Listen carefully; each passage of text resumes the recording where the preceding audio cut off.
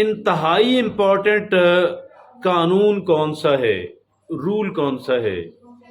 یہ ہے led by example.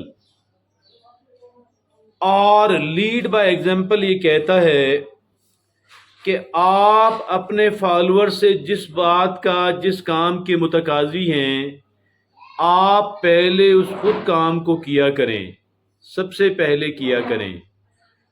اور جیسے ایک صحابی نے اللہ کے رسول سے کہا کہ یا رسول اللہ میں نے پیٹھ پہ پتھر باندھا ہوا ہے، اللہ کے رسول نے اپنا پیٹ دکھایا کہ 2 پتھر بندھے ہوئے ہیں۔ جتنے عظیم لیڈر دنیا کے اندر گزرے ہیں، ساروں کے اندر آپ کو یہ بات نظر آئے گی۔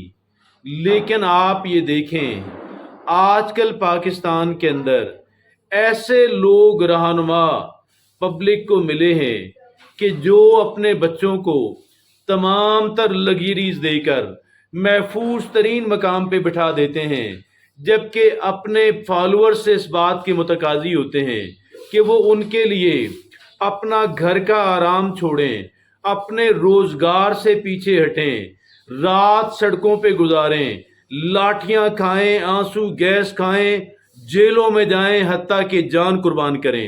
اب سوال یہ پیدا ہوتا ہے کہ جو لیڈران کرام اپنے بچوں کو گرم لو تک نہیں لگنے دیتے، کیا وہ جینوئن لیڈر ہیں؟ ہرگز نہیں ہیں، ٹوٹل فراڈ ہے۔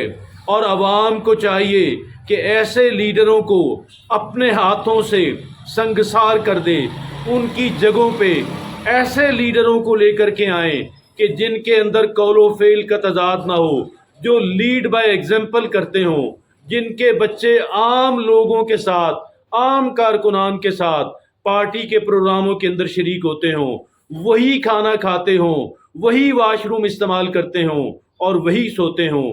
جب ہم ایسے لوگوں کے ہاتھوں میں اپنے اختیارات منتقل کریں گے، پاکستان تیزی سے ترقی کرنا شروع کر دے گا۔